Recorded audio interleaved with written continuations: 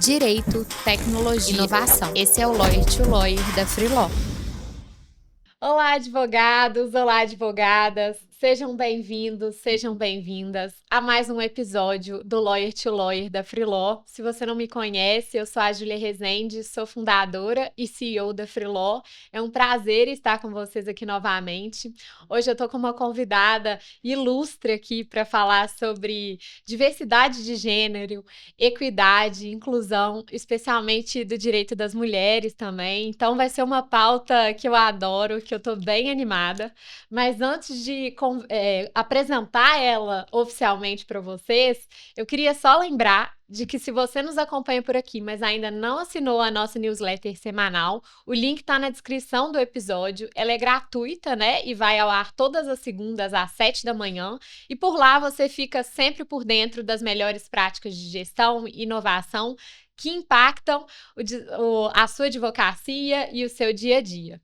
Então, sem mais delongas, vamos lá. Camila, seja muitíssimo bem-vinda ao Lawyer to Lawyer. É uma honra te receber aqui. E, gente, acho que para quem não conhece a Camila, né, ela é fundadora do Direito Dela, que é a maior rede de informação e impulsionamento de direito das mulheres do Brasil. E ela tem uma vasta experiência. Ela é advogada com mais de 10 anos, né, de experiência formada pela UFV. Ela é especialista em direito das mulheres, em direito do trabalho pelo PUC Minas. Também tem formação internacional em feminismo e justiça social, especialização também em compliance de gênero e prevenção do assédio. Ela é consultora e advogada, então Camila tem aí uma vasta experiência no tema e estou muito animada em te receber, Camila. Muito obrigada por ter aceito o convite de estar aqui conosco. Imagina, eu que agradeço o convite. Fiz todo um jeito, eu falei, não tenho que estar lá assim. Parabenizar o trabalho que vocês fazem aqui, é muito bacana esse espaço para trazer advogados que estão fazendo coisas tão diferentes daquilo que geralmente a gente pensa da advocacia, né? Então é um prazer para mim estar aqui com você e queria mesmo parabenizar pelo trabalho que vocês estão desenvolvendo. Ah, que isso, o prazer é meu te receber. Tô super animada pro nosso papo e acho que antes da gente começar, pra gente aquecer os motores, eu queria escutar um pouquinho assim da sua trajetória na advocacia, enfim, como que foi até chegar esse momento, né, da fundação do direito dela também e todo seu histórico aí de atuação. Tá joia, gente. Na verdade, eu entrei. Sempre soube que eu queria fazer direito. Meu pai era uma pessoa que não concordava com isso. Eu falo que é o único pai que não quer que os filhos façam direito. Ele Isso achava é raro. que eu tinha algo de relações internacionais ou algo ligado à arte. Ou seja, foi claramente o oposto do que a gente tem em casa, né, geralmente. Então, sempre quis fazer direito, fiz na UFV, que eu digo que é a universidade mais bonita de Minas Gerais. É mesmo. Eu diria que é a mais bonita do Brasil. Então, mas eu entrei novinha, entrei na faculdade com 17 anos. Uhum. E lá, eu acho que assim, era outro momento, né? A gente não tinha esse acesso a redes sociais, a inteligência artificial. Sim. Então, eu tive um curso muito bacana, enfim, mas dentro daqueles moldes da época que não propunham tantas reflexões acerca de questões de diversidade, de equidade de gênero, da perspectiva da violência contra a mulher. Uhum. Então, assim, foi muito no basicão, né? No civil, no penal, no trabalhista. E o trabalhista, ao final do curso, me arrebatou, porque foi onde eu vi muito das questões sociais mesmo sendo vistas, onde eu vi efetivamente alguma dinâmica de equidade ali, mesmo sendo na relação empregador e trabalhador, né? Então, me apaixonei e me especializei logo no primeiro momento por direito do trabalho. Só que ainda não era o suficiente, eu sempre fui uma feminista, assim, que era feminista sem saber exatamente o nome da palavra, filha de uma mãe completamente feminista. Então, acabou que em dado momento eu fui percebendo que esse meu lugar de militância, de atuação, de percepção social, podia se fundir também com a minha atuação profissional. Fui me especializando nisso, fui estudando cada vez mais. E aí, durante a pandemia, em que todo mundo teve que se recolher em casa por motivos péssimos, sim, mas que fizeram a gente parar e questionar muitas das decisões, muitos dos caminhos que a gente estava seguindo. E foi efetivamente onde eu vi que não, eu quero trabalhar com direito das mulheres e eu quero não só falar disso em espaços jurídicos, sérios, com Uhum. esse formato mais engessado, mas pelo contrário, né? Eu quero trabalhar falando de direito para quem mais precisa de saber sobre o direito e conectando essas pessoas com essa quantidade de mulheres advogadas maravilhosas que a gente tem e que não tem tanta oportunidade, não por falta de competência, mas por Uhum. falta de reconhecimento, de oportunidades mesmo e de tantos preconceitos que a gente tem em todas as áreas, mas eu diria que no direito de uma forma especial isso acontece de uma forma muito evidente, assim. A Sim. gente ainda finge que não vê muito, mas a gente tem que até hoje, né, 2025, nós advogadas somos mais da metade das advogadas do Brasil, isso mudou esse ano, se eu não me engano. Sim.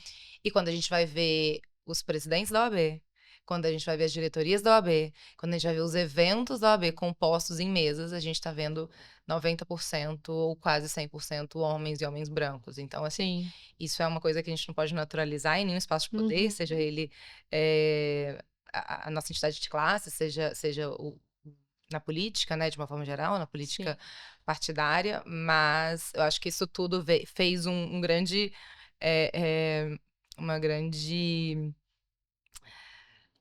caos na minha mente que culminou no direito dela, que foi como é que a gente vai falar de direito, Uhum. de um jeito que as pessoas queiram entender, de um jeito que as pessoas se interessem, de uma forma que qualquer uma pessoa consiga pegar e efetivamente entender o que está sendo dito, né? A gente fala muito Sim. de acesso à justiça Uhum. pensando na perspectiva de entrar com uma ação judicial, mas antes disso, você tem que entender quais são os seus direitos. Então, acho que foi esse tanto de coisa que me veio à mente, e aí foi de pouquinho em pouquinho o direito dela se formando como, como estrutura de comunicação, né, nas redes Uhum. sociais e no site, mas também como uma forma de conexão entre mulheres. Adorei. Advogado fala muito, né? A primeira Não, pergunta eu já. Enfim, vou tentar mas ser mais sucinta. que isso? Hoje aqui é para você falar mesmo. Eu falo com o convidado sempre que a história dele é a história do protagonista. Então, até perguntando assim um pouco mais sobre o direito dela, quando foi exatamente assim que surgiu a ideia e explica um pouquinho assim mais do trabalho, porque a gente estava até conversando, né, que você conecta advogadas a mulheres, né, em situação de vulnerabilidade por algum motivo, né? Enfim, e também tem esse canal grande também no Instagram, então queria que você contasse assim como que surgiu e quando que foi Sim. exatamente e qual que foi esse, não sei se foi um boom ou se foi um crescimento consistente. Na verdade, o Instagram, ele surgiu como estratégia de divulgação do site, Ah, que tá. estava por vir. Que era um Aham. site que a gente estava construindo, com Sim. programador, como a gente estava conversando aqui antes, É. né? Que era justamente porque eu percebi com uma cliente específica, não era uma cliente relacionada à violência de Uhum. gênero, que chegou pra mim e virou e falou: eu queria ser atendido por uma mulher advogada. Uhum. E aí me passaram o seu contato. Então ela não sabia minha especialização, ela não sabia absolutamente nada. Ela só queria ser atendida por uma mulher. E era um caso de inventário, em que tinham muitas e muitas camadas envolvidas. Sei. E ela queria abrir mão de determinadas partes pela paz dela e por outras várias questões, enfim. E ela falou que nenhum dos advogados estava ouvindo ela. Porque ela não queria aquilo, ela queria que resolvesse isso mais rápido Uhum. pra ela ter a paz dela. Então, e aí nesse momento ela pensou, vou buscar uma advogada mulher. Isso, claro, não colocando todas as mulheres na mesma caixinha, nem todos os Sim. homens na mesma caixinha. Mas Uhum. naquele momento ela sinalizou uma coisa que me deu um estalo, de assim, Uhum. se a gente entra ou busca, a gente não pode, como advogado, fazer propaganda, tem todas as Sim. vedações do código de ética, né, em Uhum. relação a marketing. Mas se a gente busca uma advogada, ou então um escritório hoje, é difícil você focar, né, nessas partes, assim, não, eu queria É. uma mulher, eu queria que uma mulher me atendesse, ou então, não, se Sim. eu sofri algum tipo de violência sexual, eu quero que uma mulher me atenda, porque eu vou ter que verbalizar tudo aquilo que eu vivi, eu não vou me sentir confortável se um homem me atender, então isso me veio à mente, como é que eu poderia criar algo que gerasse essa conexão e, naturalmente, essa oportunidade para tantas advogadas Uhum. extraordinárias, com uma competência excelente, só que não tiveram oportunidades ou não tiveram o luxo, às vezes, de já ter Uhum. uma família na área ou É. grana para investir e abrir um escritório todo Sim. bonito. Então, assim, e como a gente tava nesse momento da advocacia por conta da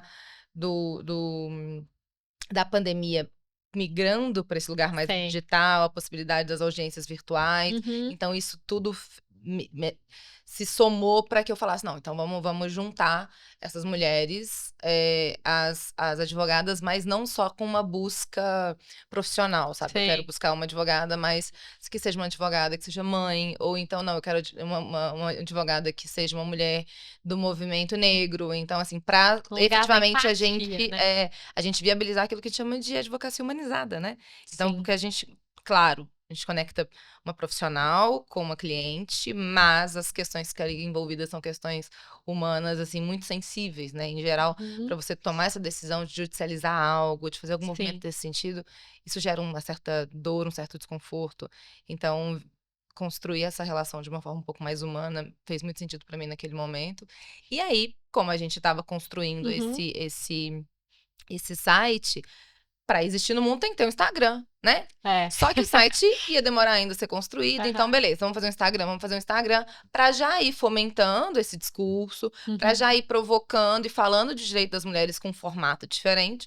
Só que aí o Instagram, que era simplesmente para divulgar o site, virou uma coisa à parte. E quando o site saiu, a gente já tinha mais de 100 mil seguidores, assim. Então foi uma coisa. Incrível. Não teve, não tem vergonha de dizer que não teve muita estratégia de divulgação, não. Foi uma coisa meio orgânica, Legal. que eu comecei a escrever aquilo que eu gostaria de ler e do jeito que eu gostaria de ler. Então a gente começou a correlacionar com situações cotidianas que estavam sendo faladas pela mídia, que estavam sendo faladas nas novelas, nas séries, que estavam bombando. Pegamos aquilo que as pessoas todas estão falando e trazemos para um olhar jurídico, mas também para um olhar provocativo sobre a sociedade, porque está correlacionado, né? Sim. Não tem como a gente só fazer questionamentos jurídicos se a gente não questiona questões sociais, políticas. Então a gente deu essa juntada e o trem, assim, realmente parece que o povo tava querendo ver isso, porque foi muito orgânico, foi muito natural. Legal. A gente teve essa devolutiva de muita gente que, assim, poxa, eu sou super fã. E aí, quando você vê aquela pessoa, fala, não, então eu acho que tá, a gente tá falando alguma coisa certo, estamos fazendo alguma coisa direito aqui. E aí, acabou que com isso, a gente começou a fazer muito esse olhar mais social, né? Então, como eu disse, eu acabei de voltar de um evento de inteligência artificial no Chile, porque a gente estava, unimos, né, várias organizações da América Latina que trabalham com questões sociais, mas que estão querendo desenvolver a inteligência artificial para facilitar esse tipo de trabalho. Então, acabou que o Instagram também, e as pontes que ele criou, reverberaram em vários outros projetos, várias outras ações de cunho social também, que o direito dela tá levantando esse ponto, não tem como a gente se desconectar, né? Sim. E também fomentou ainda mais a minha atuação como consultora, né? Então, tudo é tu tá junto num balaio só. Tudo foi se conversando, Sim, né? foi tudo conversado. Muito bom. E te escutando, eu fiquei pensando muito no propósito da Freeló, que a gente fala muito da tecnologia a serviço da advocacia mais humana, justa e eficiente, porque a tecnologia tem que ser um meio para a gente conseguir se conectar mais como humano, né? Para que a gente talvez consiga fazer ali o que é mais operacional e mais burocrático, mas essa conexão, essa necessidade de uma relação mais humanizada e mais empática entre o cliente e o advogado, ela sempre vai existir, né? E acho que nesses casos também que você trouxe, poxa, a pessoa quer ser atendida com alguém que se parece com ela, né? Ou que tem uma experiência parecida, enfim, acho que isso tudo é muito relevante e conecta com isso, né? De tipo, ok, a tecnologia ela vai ter seu papel, as relações vão se transformar, mas no fim do dia a gente quer ser entendido, escutado, né? A gente quer ser visto, acolhido, Sim. E uma das coisas que a gente estava falando lá nesse evento agora foi justamente sobre isso, né? A lógica da IA, dessa automatização dos processos, enfim, deveria ser, hoje não é tanto, mas deveria ser justamente para a gente ter mais tempo para as conexões humanas. Para que Sim. essa questão, como você disse mesmo, né? O Sim. operacional fique sendo operado pela máquina, para que a gente tenha tempo para se conectar mais enquanto humano e fazer aquilo que efetivamente a gente não tem como delegar para a máquina, né? Sim. Então, eu acho que no final do dia tudo se converte, assim. Eu tive um pouco de resistência com trazer a tecnologia para o direito dela, enfim, mas agora eu vejo que é uma aliada sensacional para a gente conseguir atingir mais gente, para a gente conseguir ser mais eficiente mesmo no nosso trabalho, sem perder essa humanização que a gente tanto preza. Perfeito. E você comentou, né, que você é consultora, né, de empresas e que tudo foi se conversando, né, na sua trajetória para você chegar nesse momento de dar essas consultorias sobre equidade, né, de gênero. E aí eu queria entender, assim, o que que você como é esse trabalho de consultora? Uhum. Acho que seria legal você trazer um pouco. E qual que é o maior desafio também que você vê, ou o que mais te surpreende também quando você chega nesse contexto empresarial? Júlia, então, o que que acontece? Eu acredito muito na prevenção, Uhum, sabe? Então, assim, a gente tem, claro, essas pontes para o contencioso, para tudo isso que é extremamente necessário. Mas eu, sobretudo quando a gente está falando de mulheres, eu acredito muito na prevenção, né? A gente está num momento aqui, a gente viu nos últimos 4 dias casos brutais de violências contra as mulheres, que sim. acontecem o tempo inteiro, mas a esses foram dado visibilidade, mais visibilidade, né? Então, e por mais que a gente tenha penas altíssimas, pacote antifeminicídio, enfim, quando essas mulheres já estão mortas, violentadas, já perderam que nenhuma, né? Foi Sim. arrastada e perdeu as pernas, outra queimada com os filhos. Quantas mulheres já foram, assim, por mais que seja necessário a repressão nesses casos, elas foram, sabe? Uhum, Então, nesses casos de violência de gênero no âmbito doméstico, nas ruas, mas também no ambiente de trabalho. uhum, Eu, como eu disse, né, meu primeiro amor dentro do direito foi o direito do trabalho, e acaba que eu nesse viés, nesse olhar muito preventivo, né, eu percebo que a autonomia da mulher, ela está muito ligada à autonomia financeira. sim. Então, quando a gente vai falar de prevenção, a gente não tem só que falar, temos sim que conscientizar, nós estamos fazendo isso no direito dela, né? Isso é Uhum, violência, isso não é violência, mas essa mulher, ela não tem estrutura, sobretudo financeira, para sair daquele espaço, fica muito mais difícil, né? Então, tanto sim. para ela sair de um espaço doméstico, quanto para ela sair do próprio espaço de trabalho, né? Então, se aquele trabalho Sim. também não tá, se o ambiente não está sendo respeitoso, se algumas pessoas específicas não estão sendo respeitoso, você poder virar e falar, olha, isso aqui eu não aceito mais sair, diretamente está ligado com as Uhum, possibilidades financeiras que você tem de sair dessa situação, sobretudo se tem filhos e aí todas essas outras questões. uhum, Então, eu acredito muito na prevenção e hoje, efetivamente, o que mais tira mulheres do mercado de trabalho é o preconceito, né, com a mulher de uma forma geral, é o uhum, entendimento de que a mulher não vai render tanto quanto o homem, que ela não tem tanta capacidade quanto o homem, que ela vai engravidar e aí por isso ela vai ficar muito tempo fora. E, e também, efetivamente, as situações de assédio, né? Quando a gente vai ver em sim. empresas, o que mais motiva saídas, né, e demissões, efetivamente, são questões relacionadas a assédio sexual e moral. Então, juntando todos esses pontos, né, eu comecei a estudar mais sobre o assunto, na Uhum, época em que a gente já começou a falar lá atrás sobre ESG, sei. sobre compliance, mas muito direcionada a essa parte, que o primeiro momento de olhar para o compliance era com o compliance anticorrupção, que é extremamente Sim. importante. Só que o meu foco dentro dessas perspectivas é olhar para o gênero. Então, assim, quando a gente fala de Uhum, assédio, tanto sexual quanto moral, claro, qualquer pessoa pode sofrer assédio, qualquer pessoa pode ser vítima de assédio, mas tem um recorte de gênero que a gente não pode ignorar nisso. sim. As principais pessoas que são vítimas de assédio, seja ele sexual ou moral, são mulheres. As principais pessoas que são agentes, né, assediadores, seja moral ou sexual, são homens. Então a gente tem um recorte de gênero importante nesse ponto, né? A Sim. gente teve agora também o Ministério do Trabalho e Emprego emitiu um relatório que era consequência daquela lei de equidade salarial que está Sim. agarrada, né? Uhum, Mas que mostra que ainda hoje no Brasil, nós mulheres recebemos mais de 20% a menos do que os homens.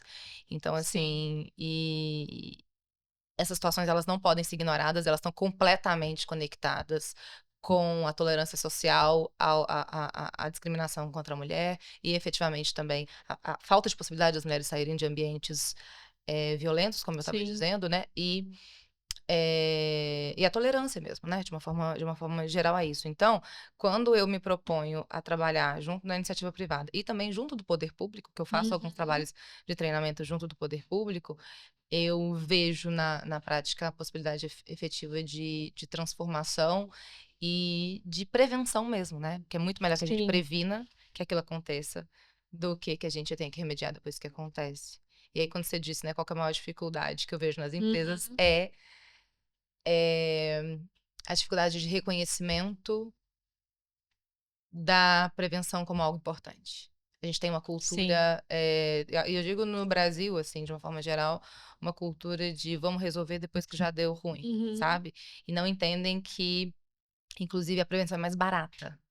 Sim. Ela evita riscos gravíssimos, de capital reputacional, elas Uhum. evitam riscos gravíssimos de perda de grandes profissionais, porque, né, muitas pessoas não vou aceitar isso, saem. Então a empresa Sim. perde muito se eu for colocar isso na ponta do lápis, até mesmo em relação às próprias ações judiciais e o tanto de indenização, de perda de talentos, de rotatividade, enfim, as empresas elas não entendem. Geralmente só grandes empresas que entendem. E Uhum. algumas também, por mais que entendam, o foco muito é direcionado na contratação, né? Porque você Sim. só contrata com outras grandes empresas se estiver cumprindo alguns requisitos mínimos de equidade de gênero, de diversidade, de representatividade, de trabalhos efetivos de prevenção Uhum. a assédio. Então, isso tem que ser comprovado para a Sim. contratação. O poder público tem uma legislação nesse sentido, né? Mas a iniciativa privada também, grandes empresas, enfim, só contratam com base nisso. Então, é difícil ainda mudar um pouco a cultura para que as pessoas entendam a importância da prevenção, Sim. levem isso a sério, Aham. coloquem isso como uma pauta prioritária e que quando a gente vai pensar, né, no top-down, ele não seja somente nesse lugar de controle, mas seja também nesse lugar de exemplo pela prioridade que se dá ao tema, né? Então, Sim. eu tenho um exemplo muito bom do Aeroporto de Confins, né, no qual a Aham. gente faz esse trabalho, que a alta direção é extremamente engajada. Então, nos treinamentos, a alta direção tá ali, prioriza, Sim. chama pessoalmente as pessoas, fala da importância disso. Então, Aham. assim, quando a gente fala de cultura, a gente tá falando disso, não adianta ter só Sim. papel, porque é isso, às vezes, ok, nós temos um papel aqui Aham. com falando de prevenção a assédio, e a gente vai dar um treinamentozinho, vamos passar um vídeo ali, todo mundo vai. Não, sabe? Estão dando um Uhum. checklist nisso, mas isso não está gerando nenhuma efetividade. Então, é o quanto de energia se gasta não só no momento de criação de um documento que vai viger dentro daquela empresa, ou então de passar um videozinho, até a própria Sim. forma com que isso é trazido, né? É. E a gente percebe na prática, com experiências de consultoria ou desse trabalho de prevenção e de treinamento ao longo dos anos, como é que existe, cria-se mais confiabilidade na denúncia, como é que efetivamente a gente consegue Uhum. identificar casos gravíssimos e resolver a situação antes de se explodir na justiça, e a gente consegue melhorar o clima organizacional. As Sei. pessoas elas só vão se dedicar a um trabalho se elas se sentem valorizadas ali dentro, se Uhum. elas se sentem confortáveis de estar ali dentro. Então, acho que isso, né, um pouquinho disso tudo que eu estou dizendo, é o maior problema que nós temos hoje quando a gente fala Uhum. em trabalhar com direito nessa perspectiva preventiva. Perfeito. E até dentro desse contexto, né, se trouxe essa questão da prevenção, dos treinamentos, da importância que as pessoas da alta liderança, né, dão para esse tipo de coisa. E aí eu queria conectar também com como que você enxerga também essa questão quando chega um canal também de denúncia, assim, Uhum. porque acho que em determinadas organizações já ouvi pessoas que trabalham e que falam: "Ah, Não. não sinto a confiança de Sim, que vai chegar ao canal e vai e acontecer algo vai alguma ser coisa feito. e algo vai ser feito".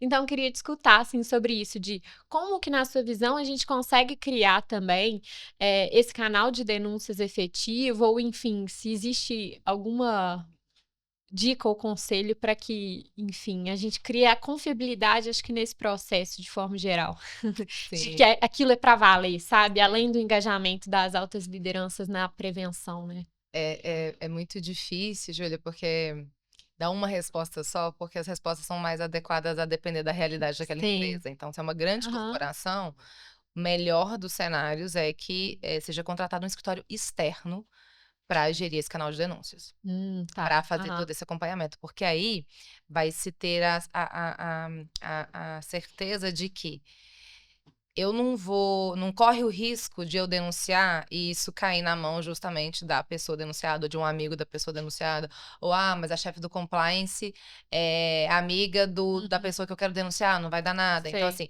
existe uma sensação maior de confiança mesmo, né? Aham. E aí, como eu disse, eu trabalho com um canal de denúncias, então a gente tem esse trabalho, porque é isso, tá tudo conectado, né? Você dá Sim. os treinamentos, mas você não pode falar, olha, denuncie se você não tem uma estruturação bem feita. A gente tem ISOs, né, hoje, sobre especificamente canal de denúncias, enfim, mas a realidade ela vai depender, porque se é uma empresa pequena, às vezes não vai ter condições efetivamente de Sim. contratar um escritório externo, mas o que eu digo sempre é, o ideal é que isso seja levado com a seriedade devida, né, para que você possa evitar problemas efetivamente graves. A gente já viu o caso, por exemplo, o caso da Vale, não o caso, né, mas a situação criminosa que aconteceu.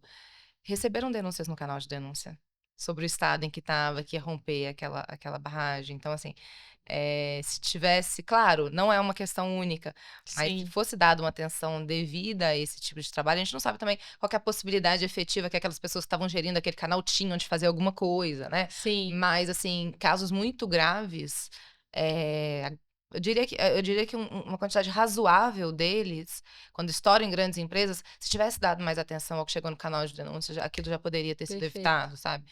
Então, é olhar com cuidado para essa parte de governança, para essa parte de prevenção mesmo dentro das possibilidades, e não olhar isso como um gasto, e sim Sim. como um investimento, e no final das contas sai muito mais barato do que você ter que resolver um problema que já estourou. Perfeito. Achei super interessante. Acho que esse ponto, né, de não ter esse conflito de interesses entre quem gere a denúncia e, enfim, pode estar eventualmente, né, ter alguma coisa ali, acho que é essencial para gerar essa confiança. Então, muito bom. E acho que saindo um pouco até desse conceito das consultorias para a empresa, mas a gente, no início também, você citou a questão da representatividade feminina também nas posições de liderança e de destaque dentro do próprio contexto da advocacia, né? E aí, queria te escutar sobre isso também, porque apesar de sermos a maioria, né, mulheres advogadas, a gente ainda vê poucas mulheres efetivamente se tornarem sócias, muitas vezes, de escritórios, ou enfim, com essas mesmas oportunidades nas lideranças do que os homens. E aí, queria te escutar, assim, na sua visão, quais seriam as principais barreiras que você vê que impedem, assim, essa ascensão? Polêmico. Tem barreiras aí que eu acho que eu não Gostamos. vou poder falar. Mas sobre essa questão, tem um ponto interessante para além do universo jurídico, né? Sim. Que tem estudos recentes do IBGE que mostram que, para além de nós sermos, né, como a gente disse, a maioria hoje, a maioria das advogadas no Brasil, tem estudos, tem pesquisas do IBGE que mostram que as mulheres, de uma forma geral, no Brasil hoje, têm mais qualificação técnica do que os homens. Ao mesmo tempo, quando você vai ver representatividade em espaços de poder, a gente não chega nem a 30%, 40%. Então, a conta não está fechando, né? Porque primeiro a justificativa, no primeiro momento, socialmente dizendo, era que a gente não tinha qualificação suficiente, a gente não tinha estudado suficiente, a gente não tinha habilidade suficiente. E hoje a gente vê, inclusive, o que em todas as palestras de grandes empresários, enfim, que se diz, usam esses termos, né, em inglês, mas são as soft skills. Sim. São efetivamente as habilidades sociais que você tem. E quando a gente vai ver, às vezes até pela própria maternidade, pelo tanto que a gente tem que gerir casa, gerir vida, gerir relacionamento, as mulheres têm, muitas das vezes, muito mais soft skills do que os homens. Então, assim, a gente tá... E, claro, gente, em nenhum momento isso é uma guerra de sexo, sabe?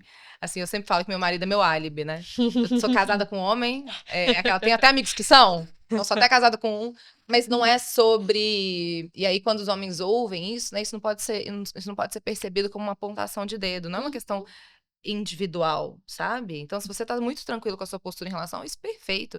Mas é uma questão social que não é uma opinião minha, né? Sim. São dados. E aí eu digo que é Exato. uma estratégia minha em todos os treinamentos, todas as palestras que eu faço, que é trabalhar sempre com base em dados. Sim. Porque se é uma mulher jovem num palco falando de algo, e você não traz isso muito amarrado, em dados, em pesquisas de universidades e de instituições muito sérias, vão duvidar do quanto que aquilo efetivamente é real, do Sim. quanto você não está simplesmente querendo causar. Então tem todo esse ponto, né? Uhum. Mas esses tópicos que eu tô trazendo aqui são todos baseados na realidade que, infelizmente, a gente vive. Não queríamos que fosse assim. Sim. Então, na possibilidade efetiva de mulheres ocuparem esses espaços que não ocupam. Por quê? E aí, falando de tem um livro que eu vou até aproveitar para indicar, que Ótimo. chama Brotopia, que é da Uhum. Emily Chang.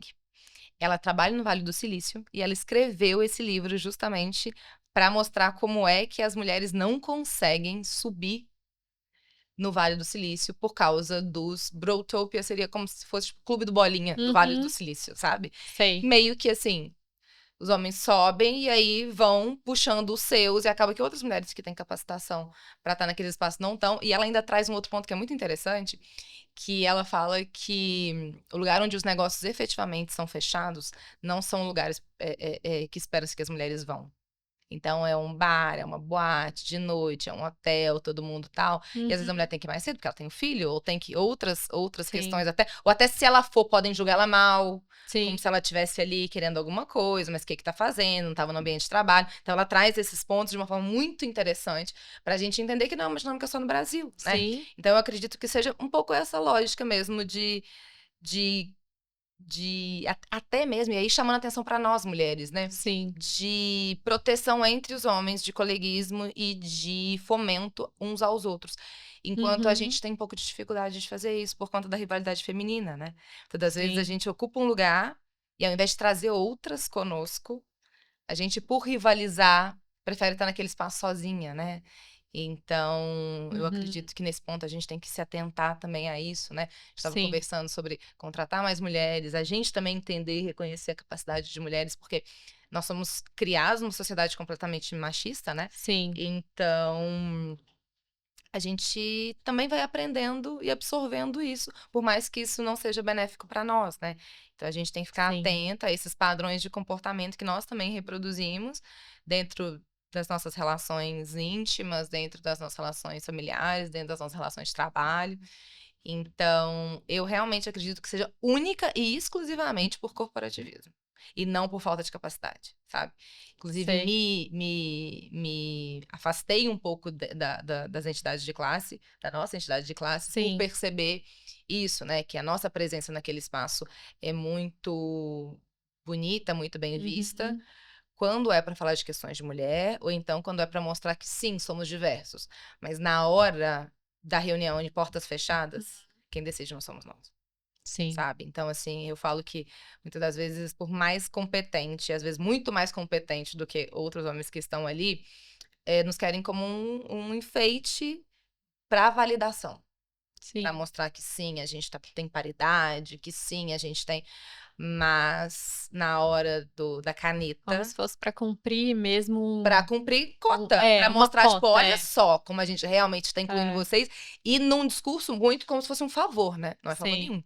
Uhum. Não é favor nenhum, é um direito. Mas a gente tem também que se mobilizar dentro desses espaços e sair desses lugares que são tradicionais e validados por conta porque sempre foi assim, porque não, Sim. agora a gente vai mudar as coisas e as coisas vão sair desse lugar comum, não por favor, mas por direito e por Uhum. competência também, completamente. Que a gente, enquanto mulher, tem para estar nesses espaços e gerir esses espaços, independente da nossa idade, porque eu vi isso em eleições da OAB, mas também em eleições na política.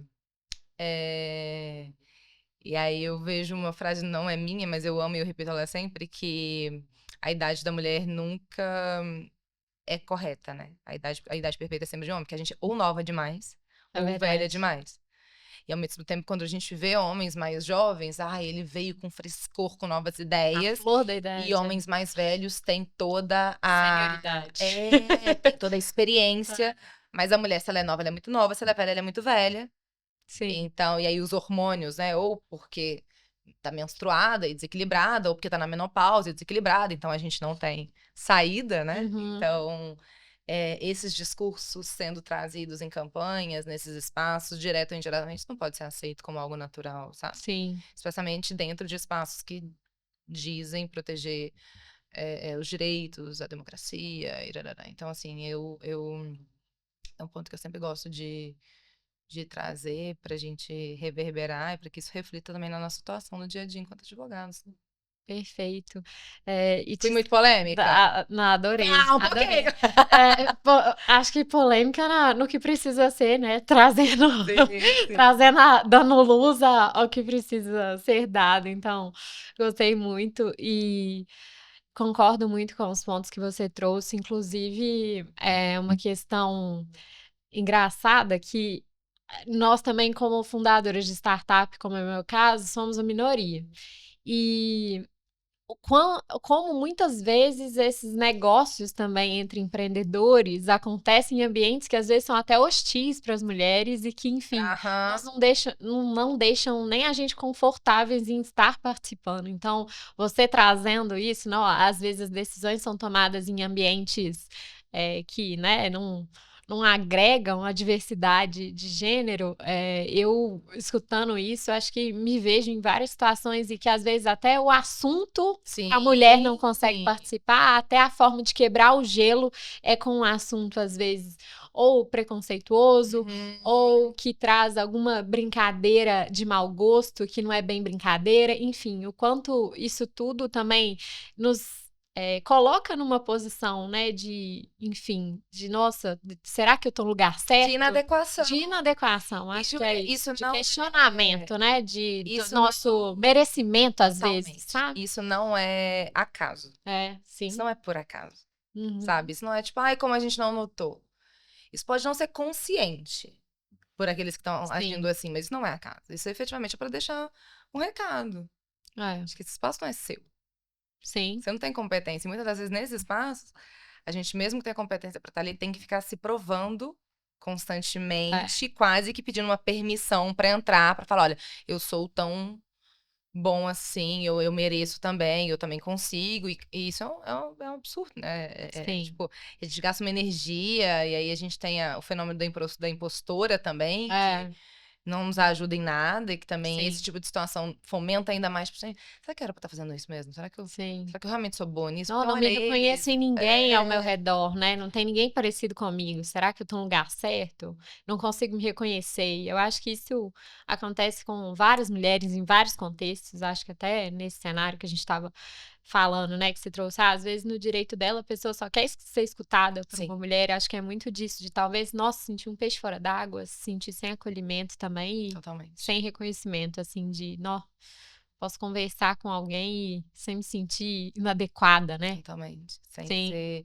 Muitas das vezes, quando a gente pega, né, e fala de violência de gênero, sem me sentir revitimizada, porque a gente ainda tem que trazer esse ponto, né? Quando a gente fala de revitimização, a gente pensa no primeiro momento na polícia, no judiciário, mas os colegas, quando eles trazem alguns questionamentos também sobre a forma com que aquela mulher se relaciona intimamente com outras pessoas, ou a forma com que ela se veste, e aí a gente vê isso tanto da parte do profissional que está atuando por essa mulher, quando ele a recebe e não tem esse acolhimento, mas o que a gente chama também, e já passei, de assédio processual, né? E assim, a gente vive, já fui na minha época de contencioso, né? Chamado durante toda a petição do colega de jovem advogada. A jovem advogada, a jovem advogada. Não num reforço positivo, mas de tipo assim, olha lá, sabe? Então, assim, esses detalhes, né? Quando se questiona a aparência, eu estava em Brasília logo antes de vir para cá. Sim. Logo antes de ir pro evento e de vir para cá, a gente estava construindo, por causa do caso da Mariana Ferrer, né? E a convite dela, um documento para a gente tratar das questões relacionadas às vítimas, né? Um documento com enunciados mesmo, relacionados ao cuidado com as vítimas, muito com base na própria legislação que leva o nome dela. E aí, um dos pontos que ela fez questão de trazer foi justamente a atuação dos advogados. Que nas petições para descredibilizar aquela mulher, usam da vida prévia dela, das relações dela, de como ela se veste, de como ela anda, de como ela não sei o quê. Então, os nobres colegas também têm que não só se atentar, mas enquanto a nossa instituição, creio que tem que também penalizar esse tipo de conduta que está completamente Uhum. em desacordo com o juramento que a gente faz enquanto profissionais. E que Perfeito. é uma prática que, infelizmente, a gente vê de forma comum, assim. Sim. E acho que até puxando esse gancho, eu vejo que em muitos contextos, né, a prática, contextos de trabalho, a prática do assédio, ela acaba sendo normalizada em alguns, né, enfim, alguns ambientes de trabalho. E assim, a gente tá, para fazer conexão com esse tema, quais práticas de assédio você já viu sendo normalizadas, assim, no contexto da advocacia ou no contexto de escritório de advocacia? Enfim, acho que seria legal trazer isso até para quem está nos escutando, assim, olha, atenção. Eu vou trazer duas, Aham. uma sobre assédio moral e outra sobre assédio sexual. Sim. A sobre assédio sexual tem muito a ver com a nossa noção de que o assédio sexual demanda toque. Uhum. Que eu só vou estar te assediando se eu te encostar em você, Sim. ou se eu fizer um convite impertinente de uma forma muito explícita. E não, né? Então, assim, essa lógica, como a gente tá dizendo, né, de ver o corpo da mulher como algo Uhum. público, é muito comum nesses Sim. espaços, né? Então, assim, já tive situações de ver que, vou mandar essas advogadas jovens, vocês vão vir vestidas assim, que vocês vão despachar com o juiz. Sim. É uma forma de usar o corpo daquela mulher como instrumento para conseguir algo que se quer. Isso não pode ser normalizado. Além de comentários elogiosos que não estão elogiando. Eu sempre falo, você tá muito à vontade de elogiar. Nossa, você adora essa pessoa. Você quer muito Uhum. elogiar, elogia ela enquanto, tecnicamente. Elogia o Sim. trabalho que está sendo feito. A gente tem que ficar falando do corpo das pessoas. Não, mas a intenção... Não me importa se a Sim. intenção era boa ou não. A gente não considera Uhum. isso na hora que a gente vai qualificar o assédio, sabe? Então, Sim. assim, a gente não comenta o corpo das pessoas. Na dúvida, não faz. Então, você tá com tanto medo que a desculpa é, nossa, mas nada pode. Tá achando que nada pode? Então vamos nada mesmo, sabe? Faz isso É isso. dentro do seu âmbito pessoal, assim. Aham. Então, existe, às vezes, por conta de relações de amizade, de proximidade, de convívio muito extenso, as pessoas às vezes sentem que tem um tipo de liberdade que não tem. Sim. Ou então, a pessoa. E aí o ambiente normaliza, fulano é assim mesmo. Ele faz questão de abraçar, ele chega, ele abraça todo mundo mesmo. Sabe? Ele dá beijo no rosto. Ele é assim desde sempre. E é lindo ver a síndrome de Gabriela, né? Porque eu falo que a síndrome de Gabriela, que eu nasci assim, eu sou sempre assim, Sim. é só para aquilo que te convém, beneficia. né? Quando é para você mudar em relação a algo que vai ser bom para você, você muda, É. sabe? Então, eu acho que o ponto central é não entender o corpo da mulher como público, como uma ferramenta para conseguir algo. Não entender, não achar que eu tenho intimidade com as pessoas mais do que eu tenho, lembrar que por mais que eu me sinta muito confortável ali dentro, que é um ambiente de trabalho, então Sim. assim, contato muito íntimo, comentáriozinho sobre a aparência da pessoa, Uhum. abraços, até mesmo na hora de tirar foto, aquela mão na cintura, Aham. isso é completamente inadequado para o ambiente de trabalho, e sim, pode ser configurado assédio, né? Sim. Então, esse seria o ponto relativo ao assédio sexual. E ao assédio moral, eu chamo muita atenção para os colegas. Porque tem um Uhum. lugar de masculinidade que exige que você trate outros homens de uma forma rude. Ou então com alguns xingamentos, Sim. ou com apelidinho. E geralmente os apelidos são pejorativos, né? Sim. Então, eu traria para essa lógica de não naturalizar comportamentos grosseiros, de humilhação ou de brincadeirinhas que envolvem também a vivência da outra pessoa, a sexualidade da outra pessoa. Por mais que você Sim. sinta que é amigo, que é muito íntimo, isso sim pode configurar assédio moral se acontece de forma reiterada, né? A partir do Uhum. momento que a gente tiver a ratificação da Convenção 90 da OIT, aí não vai precisar nem de reiteração para ser considerado assédio moral. Então, na dúvida, não Uhum. faz, né? Então, se tem muito medo, não faz. Não vamos ficar... Vamos lembrar sempre, né, que a gente está num ambiente de trabalho, por mais agradável e mais tranquilo e mais impessoal que possa ser, ainda é um ambiente de trabalho. E toda a conduta que ali é tida, ela tem que ser Uhum. muito, muito observada. A gente tem que ficar muito atento a isso. Perfeito. E acho que conectando também com o ponto que a gente trouxe antes, a gente estava falando, sobre essa questão de muitas vezes, todo esse trabalho de prevenção e também de denúncias relativos a episódios de assédio sexual ou moral, a gente em algumas empresas, isso não é tão levado a sério, não sei se eu vou denunciar, porque não sei se isso vai dar em alguma coisa, enfim. E aí você estava até trazendo como a gente, né, consegue fazer com que essas denúncias e, enfim, tenham consequências e seja um processo efetivo. E aí me vem a pergunta, assim, porque acho que várias pessoas já passaram por esse tipo de episódio, mas tem um dado que fala que pouquíssimas pessoas denunciam. Você acha que tem a ver com a efetividade do processo ou também tem outras questões envolvidas, assim, acho que especialmente relacionadas a até mesmo o que a gente estava conversando antes de questionamentos, né? Às vezes da própria mulher, será que eu tô, né? Enfim, será que eu que tô errada? Será que, né? Enfim. E Eu aí que eu tô queria entendendo escutar sobre errado essa isso. situação. Geralmente, nos treinamentos de assédio que eu faço, Aham. eu trago exatamente esse dado, que só 5% das mulheres. Esse dado, né? 5% das mulheres É denunciam isso. assédio sexual. Uhum. E trago justamente para as pessoas que estão participando o questionamento: o que vocês acham? E ali a gente recebe todas as respostas. Sei. Primeiro, falta de confiança no processo, efetivamente. Uhum. Será que isso vai ser investigado? Será que se for uma pessoa que está num cargo superior, ou se for alguma pessoa, às vezes empresas familiares, né? Que é amigo Sim. do dono, que é não sei o que, será que isso vai dar alguma coisa? Muito medo de retaliação, de Sei. eu denunciar e eu por isso perder o emprego. Aham. Ou de eu, por isso, perder a oportunidade de uma promoção, ou de eu, por isso, perder a oportunidade mesmo de crescer ou de mudar de cargo ali dentro daquele espaço. Uhum. Então, isso sem sombra de dúvidas. Então, tem essa questão de confiabilidade mesmo no, no sigilo daquilo que vai ser dito, em como é que aquilo vai ser Sim. operado, e se efetivamente isso vai trazer algum tipo de resultado efetivo. Mas eu acho que tem muito também o medo do julgamento. Sei. Porque, infelizmente, né, muitas das vezes, ao invés de a pessoa que cometeu ou supostamente cometeu aquele ato, não é tão julgada quanto a pessoa que denunciou, se é uma mulher, né? Sim. Então, se ela é uma mulher solteira, isso já é visto como algo que relativiza o assédio sexual, mas ela é solteira.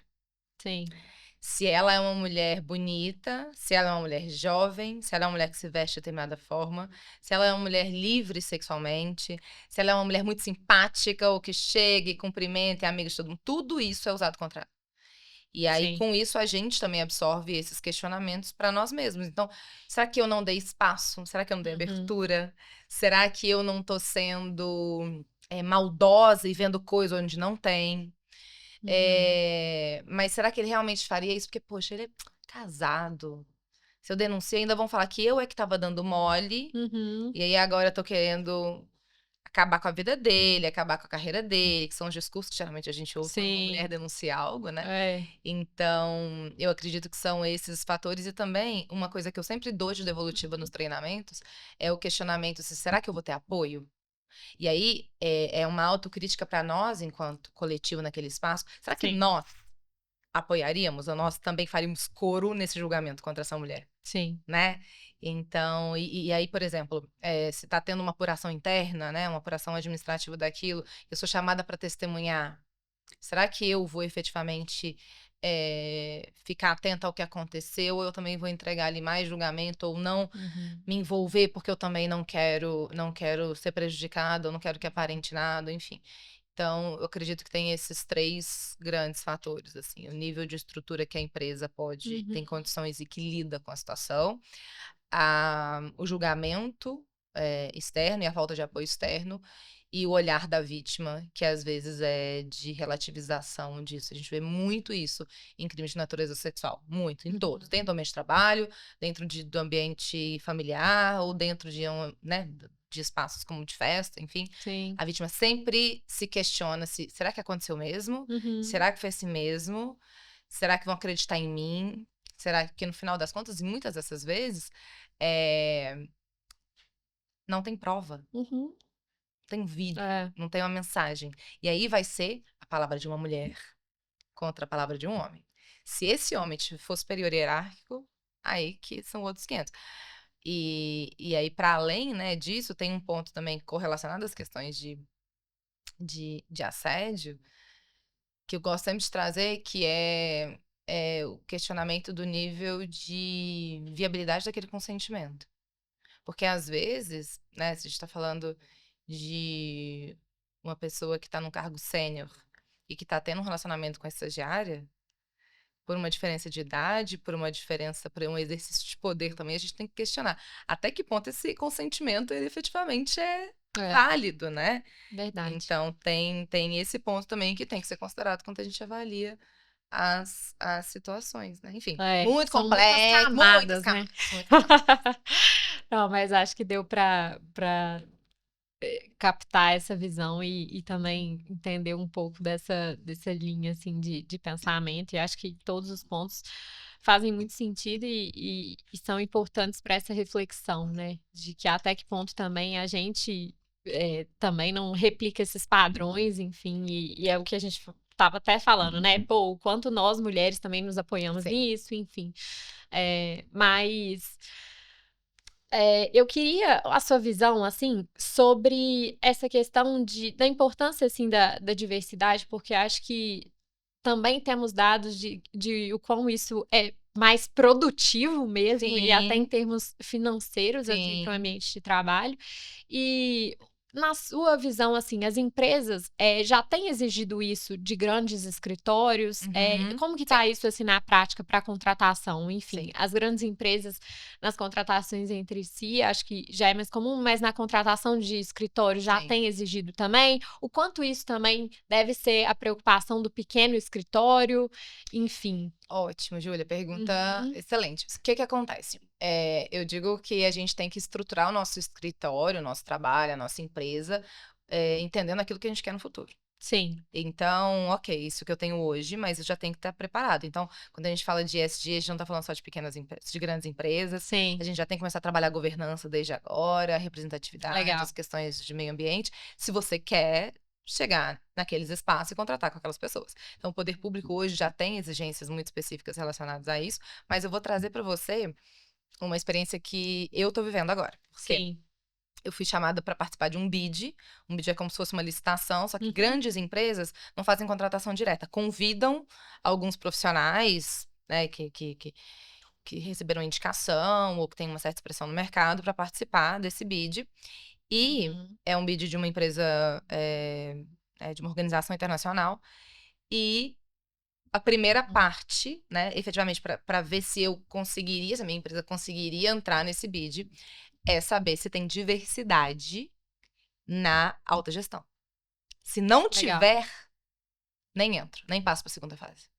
Entende? Então, Sim. assim, quais são os planos efetivamente de governança e o que está sendo aplicado? Então, se você não tiver isso estruturado, você não contrata com grandes empresas. Então, depende muito do que você quer. Se você quer efetivamente estar estruturando a sua empresa para ter grandes negócios, para fechar com grandes empresas, para conseguir falar de igual para igual com grandes empresas, você tem que estar atentando. E outra, tem um meme que eu amo, que é não um meme, é uma tirinha que toda vez que passa pelo meu LinkedIn eu reposto ela, e se eu não me engano eu coloquei, ela já está no direito dela. Que é uma sala com 8 homens, é como se tivesse uma mesa assim, e eles estão apresentando um projeto. E eles dizem, mas por que o resultado é sempre o mesmo? A gente tá tentando mudar, o resultado é sempre o mesmo. E na mesa tem como se fossem 8 homens, todos iguais. São, tipo, 8 homens iguais. Então, assim, a gente não vai conseguir trazer soluções diferentes a partir do mesmo ponto de vista. A diversidade, ela é essencial para você criar de acordo com a sociedade. Perfeito. Você tá criando um modelo, seja de serviço ou de produto, que não vai ser para um público só. Então, por mais que a gente tenha conhecimento técnico relacionado à diversidade, a vivência, a experiência individual ela é essencial, né? Então, novamente, as questões relacionadas a soft skills. Então, você ter diversidade na prática, você traz um olhar, uma vivência e uma expertise que só vai ter tendo diversidade. Então, isso é eu acho que é o ponto central da coisa. É entender que você não está fazendo favor nenhum de contratar pessoas diversas para sua equipe. Pelo contrário, né? Isso é um ponto de diferencial para potenciais grandes contratações, ou até pequenas contratações, porque também tem Sim. empresas que não são tão grandes. Como eu estava falando com você, É, eu priorizo contratar sempre, fazer negócio sempre com empresas de mulheres. É um ponto sim. que para mim é definidor. Se tiver uma empresa de um homem, uma empresa de mulher, mesmo que a de mulher, às vezes o valor seja um pouco maior, eu vou priorizar contratar com ela. Então, tem Uhum. isso também. Muitos consumidores, a depender da área, do negócio, enfim, também vão priorizar contratar empresas que são diversas, vão se sentir representados em empresas diversas. Então, você pensa um escritório, que você entra lá, só tem homens brancos. Sim. Se for uma mulher, como essa minha cliente, que no caso era um inventário com bens internacionais, e valores super altos, mas eu não me vi aqui, eu não Sim. senti ninguém de igual para igual, tô me sentindo olhada de cima para baixo, não quero. Ou então que tenha algumas demandas relacionadas a áreas de expertise dessas pessoas, até mesmo nesse olhar, né? Se eu quero fazer uma advocacia humanizada, se eu quero fazer uma advocacia especializada. Então, isso é um ponto que, assim, se realmente o intuito é de crescer e de fazer algo moderno, humanizado e com potencial de expansão, não pode ser visto como algo que eu vou me atentar ali na frente. Não. Sim. Já tem passos muito importantes para serem dados a partir do primeiro momento, do momento de estruturação inicial de uma equipe, de um escritório. Perfeito. E, Camila, o tempo passa rápido Muito. quando eu tô aqui conversando com pessoas interessantes como você. Amei o nosso papo. Também, E, também. para finalizar, eu queria que você desse uma dica, assim, acho que para um sócio de escritório ou para alguém que está, né, começando a pensar, enfim, nisso dentro do escritório, ou que está nos escutando agora e começou a pensar a partir de agora. O que você daria de dica para dar esse primeiro passo da criação de um ambiente mais inclusivo?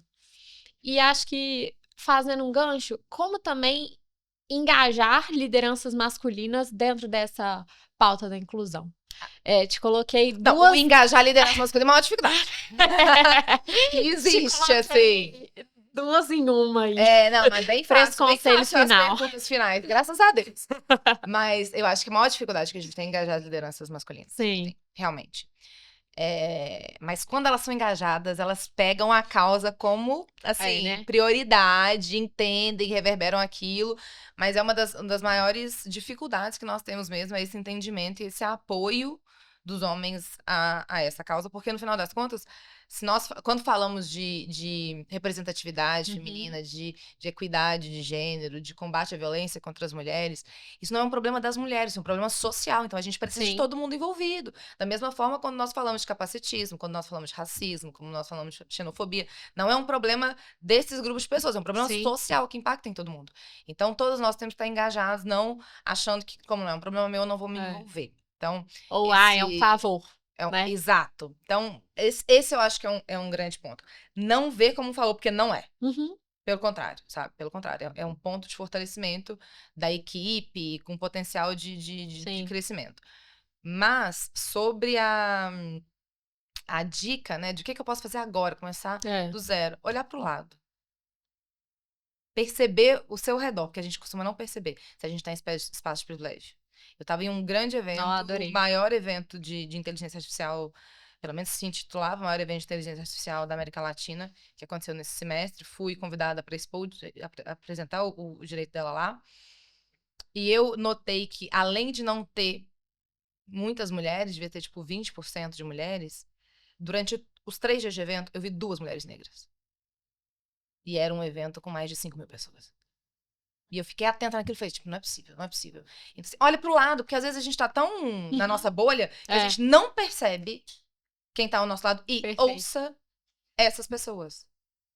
Porque às vezes também eu acho, né, que o problema é das pessoas com deficiência, nós vamos resolver assim. Tá, eu posso ter estudado muito isso e ter uma ótima intenção. Mas eu ouvi aquelas pessoas que têm essa demanda, porque às vezes eu tô querendo solucionar um problema com uma solução que não é a melhor solução. Então, não se colocar muito nesse lugar de white savior também, que a galera fala como salvador branco. Eu vou salvar as pessoas, é assim que faz. Não.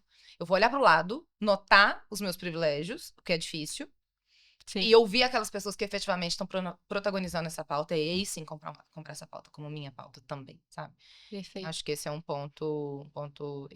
um ponto importante de primeiro passo. Amei. Ah, eu também. Adorei. Camila, queria te agradecer. Foi um prazer te escutar, aprender com você. E, enfim, desejo ainda mais sucesso para você, para o direito dela. Amém. Enfim, e que a gente consiga levar mais representatividade, mais equidade de gênero para os espaços de poder. Exatamente. Obrigada pelo convite Muitíssimo de novo. obrigada. Estou à disposição. Combinadíssimo. E também depois nós vamos continuar conversando sobre outras coisas. Ah, com certeza. Vamos ter que marcar mais papos também, até inclusive porque minha pauta aqui enorme, com várias perguntas, aí eu falei, não, tá. Infelizmente, o papo vai ter que encerrar, mas assim, amei muito. Eu falo que o tempo passa rápido e foi ótimo mesmo, mas a gente marca outros papos, outras entrevistas também, para você compartilhar ainda mais aí. Combinado. No Lawyer to Lawyer com nossos ouvintes. Muitíssimo obrigada. Obrigada. Pessoal, muito obrigada pela audiência. Queria só lembrar de que se você nos acompanha aqui e não assinou nossa newsletter, a descrição, o link está na descrição do episódio, aliás. Ela é gratuita e semanal para você ficar por dentro sempre das melhores práticas de gestão, inovação e das notícias que impactam o dia a dia da sua advocacia. E, Camila, te agradecer novamente. Acho que só para encerrar, se as pessoas quiserem acompanhar mais o seu trabalho, mais o trabalho do direito dela, onde que elas podem te encontrar? No LinkedIn, Camila Rufato Duarte, mas também no Instagram, tanto no meu Instagram pessoal, que é @Camila Rufato Duarte, como no direito dela. E eu já convido todo mundo, homens e mulheres, para seguirem o direito dela, que é importante que todo mundo esteja ciente e envolvido nas questões, e é o @direito.dela no singular. Perfeito, porque como a gente falou aqui exaustivamente, não é um problema do grupo, é uma questão de justiça social e que a sociedade toda precisa estar engajada para a gente conseguir criar esses ambientes mais inclusivos e, enfim, mais diversos e mais potentes, né? Exatamente. Perfeito, Camila, muitíssimo obrigada. Adorei, foi uma honra. Um beijo. Beijo. Tchau, tchau, pessoal.